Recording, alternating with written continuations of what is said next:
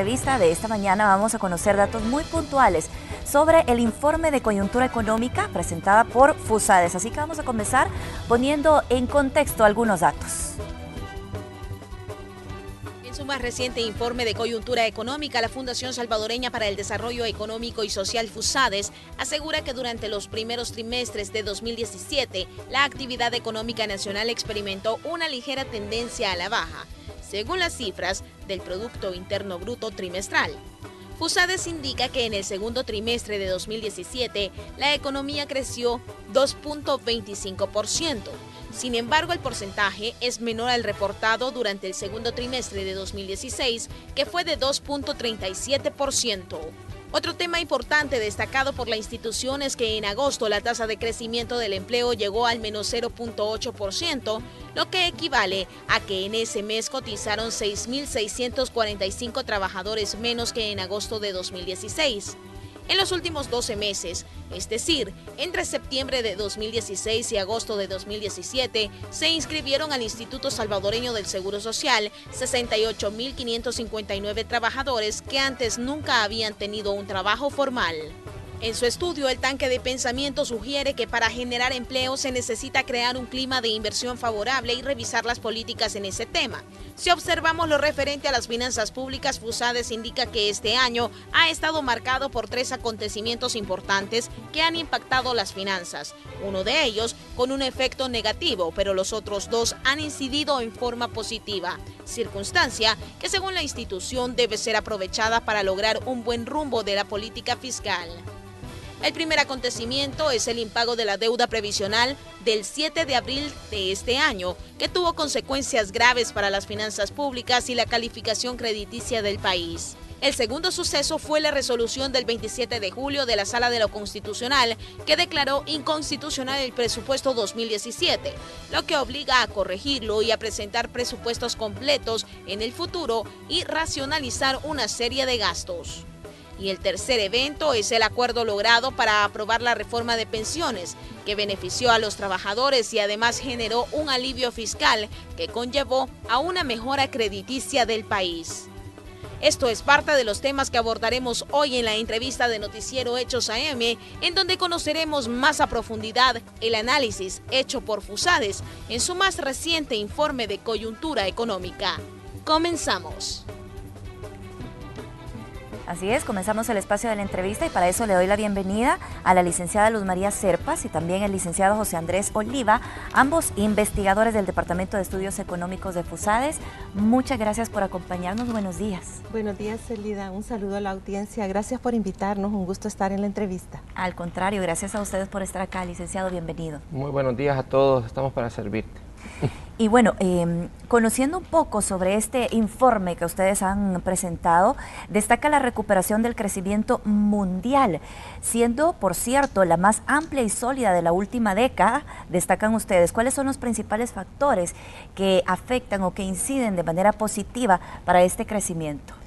Estamos viendo vientos favorables en el entorno económico, pero decíamos, la economía doméstica sigue anclada, no está generando el empleo que la población necesita y esto se debe a la incertidumbre generada por aspectos como la crisis fiscal, la inseguridad ciudadana, políticas económicas que no generan confianza, por lo tanto es necesario un cambio de rumbo y generar la confianza que necesita la inversión para que se puedan mejorar la situación de los salvadoreños. El entorno económico mundial está siendo impulsado ahora, el crecimiento, por aspectos como un incremento importante en el comercio global, también la inversión está aumentando y la producción industrial. Entonces vemos cómo los países desarrollados que han tomado más tiempo por la recuperación después de la crisis de 2008, desde el segundo semestre del año anterior, han mantenido un ritmo de crecimiento más favorable y eso está aumentando la demanda interna de estos países y también por el lado de los países emergentes, China, ¿verdad?, que ha logrado estabilizar su crecimiento en alrededor de 6,5% y esto es muy favorable porque incrementa la demanda mundial, y esto pues estimula el comercio. También ha habido condiciones financieras favorables a nivel global, ha incrementado la confianza de las empresas, del consumidor. En el caso de Estados Unidos, que es nuestro principal socio comercial, también después del primer trimestre retomó un buen ritmo de crecimiento, 3,1% en el segundo trimestre, 3% en el tercer trimestre, a pesar de los huracanes que estuvieron afectando esta economía. Esto ha sido muy favorable porque ha generado unas mejores condiciones en el mercado laboral, y esto ha contribuido a que el desempleo está en datos muy bajos, en 4,1% el desempleo total, y el hispano en 4,8%. De manera que nuestros compatriotas en Estados Unidos han tenido la oportunidad de encontrar mejores posiciones de trabajo, y eso ha contribuido también, o ha coincidido con el incremento importante observado en las remesas familiares de más de 10% hasta septiembre. Esa sería una de las principales razones por las que se ha visto incrementada entonces el flujo de remesas en los últimos días, porque también se mencionaba un poco y existía la preocupación de que este anuncio que se ha hecho en los Estados Unidos de que muy probablemente ya no habrá prórroga para el estatus de protección temporal esté haciendo que muchos salvadoreños estén enviando dinero a sus familiares acá en el país, y quizá con la expectativa de que podrían estar regresando durante los próximos meses. ¿Esto es algo que se mantiene todavía como una posibilidad? Sí, estamos expectantes a observar cuál es la decisión, ¿verdad? Destaca que El Salvador es el país que más compatriotas en ese estatus tiene en la Nación del Norte, entonces no es del todo tan sencillo, porque estas personas también pagan impuestos, tienen hipotecas, pero al mismo tiempo pues ese estatus es el que se está revisando ahora. Ahora, si las condiciones han sido favorables, digamos, a nivel mundial, y hablando de la economía, ¿de qué forma repercute esto en América Latina, en Centroamérica y específicamente para nuestro país? Sí, hemos visto que, bueno, aparte de que ha incrementado las remesas, decíamos, es un choque externo positivo muy importante, de 1,4% del PIB, porque es un incremento de más de 10%, de manera que esto viene a dinamizar la economía interna, pero también a través del comercio internacional, ¿verdad? Las exportaciones del país también han estado creciendo más de 5%, lo que se compara favorablemente con lo observado hace un año, hasta septiembre, que en realidad eran negativas el crecimiento de las exportaciones. Entonces, esto es muy importante porque también la región centroamericana tiene un buen ritmo de crecimiento, a más del doble. De manera que estos son efectos que han sido muy favorables. Asimismo, la inversión extranjera directa ha crecido, al primer semestre es de las más altas de los últimos 5 años, y esto pues también es una señal positiva, aunque si la vemos en términos comparativos, siempre el país es el que está a la saga en atracción de inversión extranjera directa. Y de nuevo retomamos que son factores internos lo que tienen anclada esta economía, porque ya cuando pasamos a analizar lo que es el mercado laboral, que allí encontramos que no se está generando el empleo que la población tanto necesita. Bueno, también en el informe se destaca que la inflación del nivel general de precios al consumidor ha moderado en el segundo trimestre de este año 2017. ¿A qué se debe y cuál es el efecto que esto genera para nuestro país? Bueno, El Salvador se destaca por uno de los países que tiene baja inflación. Ahorita está en niveles de 1,5%. Cuando un país tiene una inflación demasiado baja, también es seña de una demanda interna que no está del todo recuperándose, ¿verdad? Entonces un nivel de 1,5% todavía es moderado para pensar que la economía se está recuperando. Como apuntaba muy bien Luz María, vemos en el informe que hay vientos favorables que soplan sobre la región, y hay países vecinos que comparten características y problemas como los nuestros, y se pueden tomar parte de ese viento y crecer a 4%. Ha pasado mucho tiempo que el país tiene una tasa menor, entonces vemos que el país no toma esos vientos y nos preguntamos, bueno, ¿será que tiene velas para captar ese viento o no? Y nosotros sabemos que el país tiene potencial, tiene oportunidades, pero son como velas no desplegadas, que no terminan de poder ser del todo favorable para captar esos mejores contextos internacional. Y bueno, ahí ya empezamos a hablar de los factores que inciden acá en el país, factores internos, como usted mencionaba, licenciada. Ahora, el Fondo Monetario Internacional estima que la producción nacional estaría aumentando 3.6% este año y 3.7% el próximo año, en el 2018. ¿Cuál es la estimación de crecimiento para El Salvador? Y debo mencionar que según los datos del gobierno de la República estaría creciendo un 2.4%. Sí, bueno, en FUSADES no hacemos proyecciones de crecimiento como tal, pero sí analizamos la economía periódicamente, damos seguimiento a una amplia batería de indicadores económicos y a través de estos realmente lo que uno ve es que, por ejemplo, el indicador de ventas de FUSADES, que es en base a la encuesta dinámica empresarial que se realiza trimestralmente, que es una encuesta que se contestan una muestra representativa de empresas de diferente tamaño, lo que nos está diciendo es que las ventas están en terreno negativo. Entonces, no hay un acoplamiento de este indicador de ventas con el indicador del PIB trimestral del Banco Central.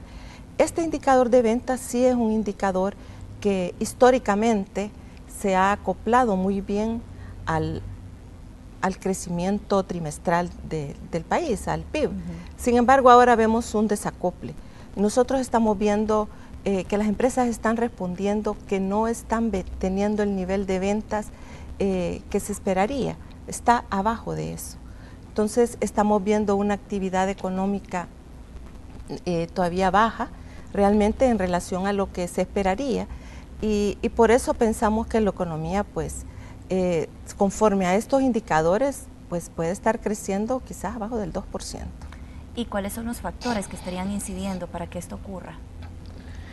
Bueno, nosotros apuntamos nuevamente a la incertidumbre, en el sentido de que, bueno, los agentes económicos se proyectan, necesitan tener una perspectiva de cómo irán sus flujos, y si eso no se presenta del todo claro, pueden tener reservas o posponer algunas decisiones. Esta parte de una economía internacional más favorable, con mayor inversión extranjera, vemos que no se traduce a temas internos y sobre todo, por ejemplo, también el empleo. El empleo es una variable real que no es estimada, que no ha tenido el dinamismo que han mostrado las otras variables. Como se apuntaba, a julio hay menos 0,4% de tasa de crecimiento y agosto punto a punto también resulta negativa, ¿verdad? Entonces resulta que el empleo formal es menor y en una economía que el crecimiento poblacional apunta a que entran casi 55.000 trabajadores cada año. Entonces si hay 55.000 más y hay estos 3.000 o 4.000 que no pudieron, pues ya son casi 60.000 que este año 2017 pues todavía están buscando una oportunidad, entonces se buscan en el sector informal o después emigran. Entonces esa es la situación del país, que hay que verla con mucho realismo para poder afrontarla. Bueno, tenemos que hacer la primera pausa comercial en el espacio de la entrevista, pero le hacemos la invitación para que usted se quede con nosotros, enseguida regresamos.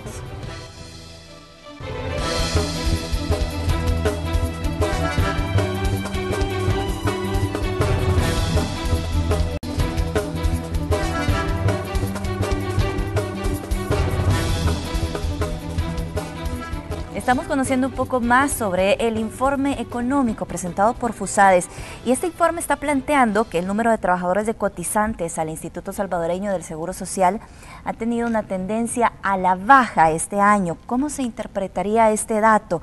Es decir, ¿hay una relación directa acá con el empleo formal? Es correcto. Es una variable importante porque impacta a la familia, ¿verdad? La cantidad de empleos que tenga esta familia salvadoreña reporta directamente a sus ingresos y es la vinculación con la economía. Entonces, los trabajadores formales, como mencionamos a Julio, tienen una tasa negativa de menos 0,4%, lo cual significan 3.187 cotizantes a la seguridad social menos. En una economía familiar que tiene ese reto de afrontar estos riesgos de salud o previsionales, este dato tendría que tener un crecimiento más fuerte para que sea coherente con el resto de variables, ¿verdad? El Salvador tiene una de las tasas de formalidad más bajas de la región y también más tiempo de mantenerla en esos niveles. Por lo tanto, es un trabajo, una tarea pendiente, mejores políticas públicas para que esto avance más fuerte. Y bueno, hablando de finanzas públicas, ¿cuál es el impacto del impago de la deuda previsional, que es otro de los puntos que se destacan a través de este informe? Sí, vimos en abril que realmente el gobierno no cumplió oportunamente una obligación de pago con los fondos de pensiones de los trabajadores, que es a través de la colocación de certificados de inversión previsional. Entonces, digamos que la cuota que correspondía a ese periodo no se cubrió oportunamente. Esto ha traído realmente un impacto, incluso quizás no se dimensionó, ¿verdad?, el impacto que iba a traer, porque aparte de que el país perdió un récord muy bueno de pago histórico que habíamos tenido como un buen pagador de sus obligaciones, inmediatamente tuvo un efecto en la calificación de riesgo del país. Caímos en impago selectivo, aunque claro, a los días que ya se corrigió y se puso al día la obligación, hay una reversión. Hay una reversión, pero llegamos al triple C, ¿verdad? Lo que implica esto es que la percepción de riesgo del país, digamos que del mercado financiero, se deterioró en el sentido que nos ven como un país de mayor riesgo. Y eso implica que nos incrementa el costo del financiamiento, tanto para el sector público como para el sector privado. Es decir, la prima de riesgo, como se dice en los mercados financieros, que el país tiene que pagar porque le presten dinero, es más alta, la tasa de interés. Y eso pues obviamente tiene un impacto en todos, en toda la población, porque se financian las empresas, se financia el gobierno, los intermediarios financieros. Entonces eso ha traído pues esos efectos, ¿verdad?, al país.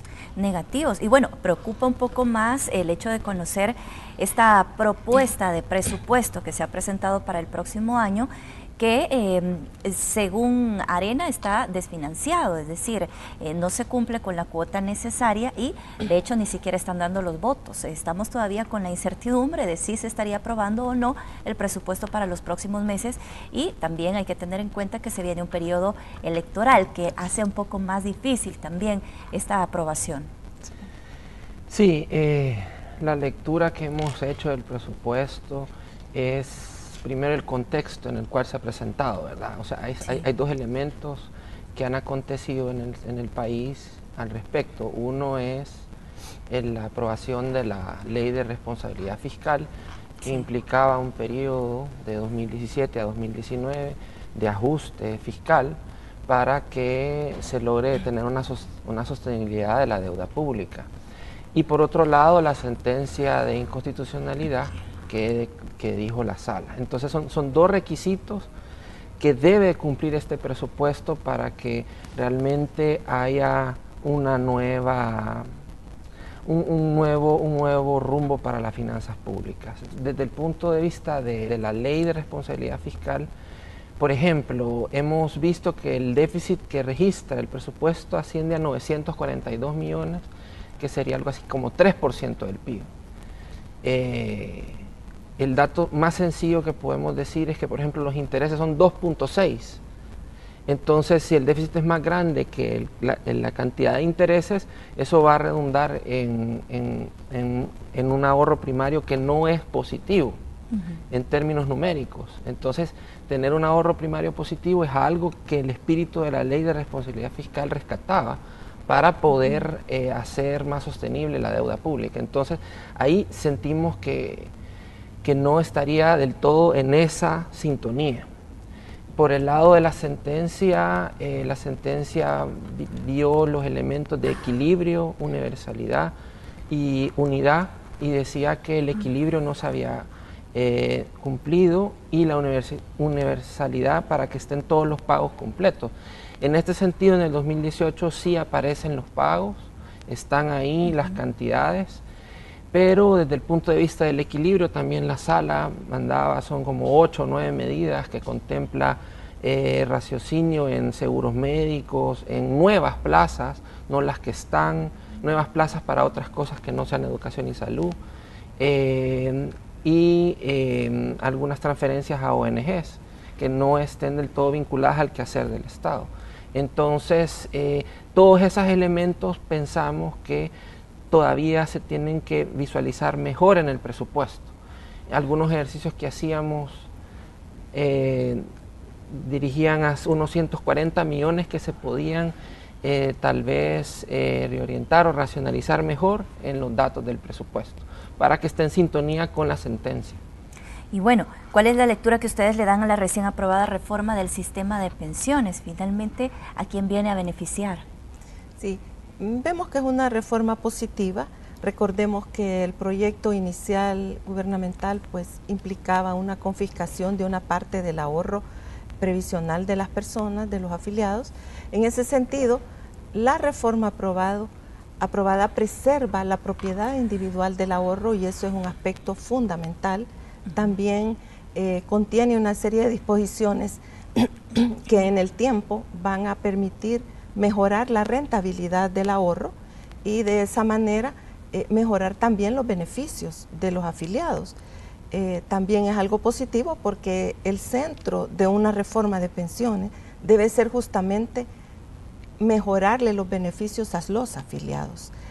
Adicionalmente, esta reforma permite reestructurar la deuda que el Estado tiene con los fondos de pensiones, porque recordemos que al mismo tiempo que se reformó la ley del sistema de ahorro para pensiones, se aprobaron otros decretos, uno de reforma a la ley del fideicomiso de obligaciones previsionales, FOP, y otro decreto que permitía esa reestructuración de la deuda. Y esto a lo que lleva es a que el Estado va a tener un alivio en sus finanzas, es decir, un alivio por el orden de 0.6% del PIB en el déficit anual. Esto implica que realmente va a tener un menor gasto por pensiones y todos los rubros asociados ahora con esta reforma. Se alargaron los plazos, entonces en ese sentido se suavizan esas erogaciones. Sin embargo, algo muy importante es que las obligaciones de pago del Estado continúan ahí bajo su responsabilidad.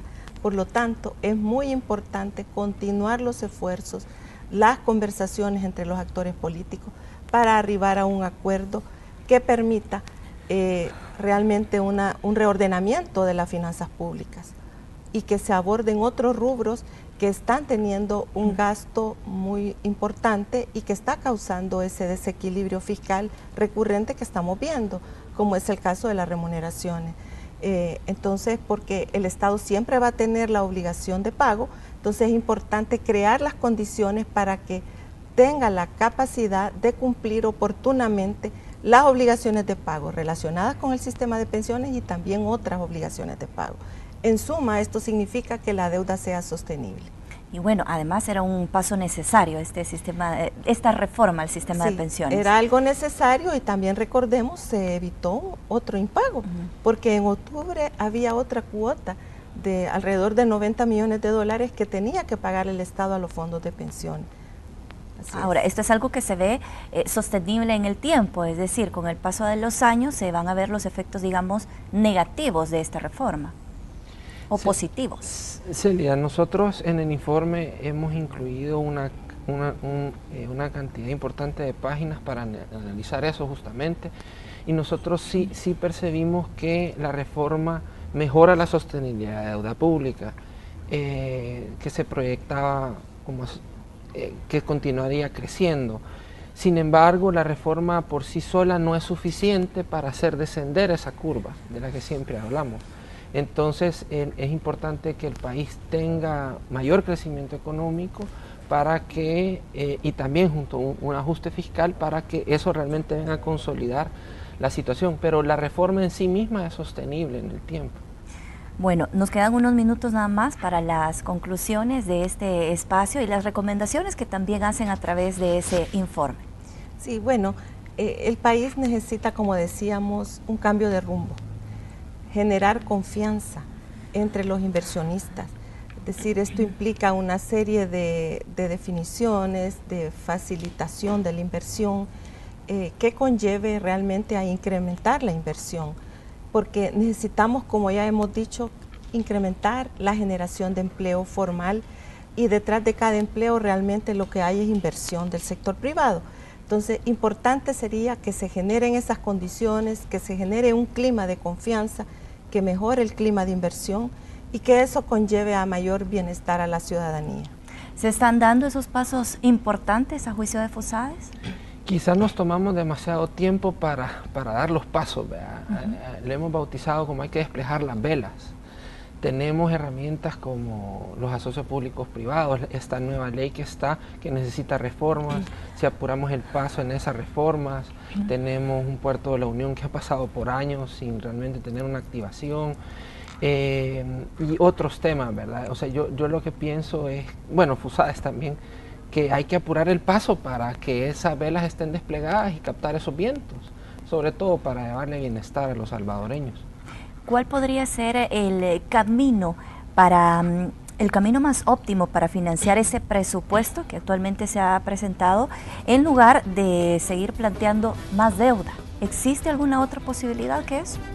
Realmente lo que vemos es que el país ha tenido demasiado tiempo usando solo un instrumento, que son los eurobonos. Pensar que no va a haber cero financiamiento tampoco, sino que el punto es que sea en la cuantía y en la cantidad mesurada que es posible. Entonces, descansar solo en la emisión de eurobonos también no es del todo positivo, pues porque se va acumulando una deuda que solo está en eurobonos, lo cual al final también no es del todo positivo. Hay que tener varios instrumentos, hay que diversificar los instrumentos. Bueno, quiero agradecerles a ambos por habernos acompañado esta mañana y compartirnos ese informe. Gracias por invitarnos, estamos a la orden, Celida. Muchísimas gracias, licenciado. Muchas gracias, Celida, estamos a la orden. Seguimos con más de Noticiero Hechos. Ana Yancy y Carlos Artiga nos tienen más información. Adelante.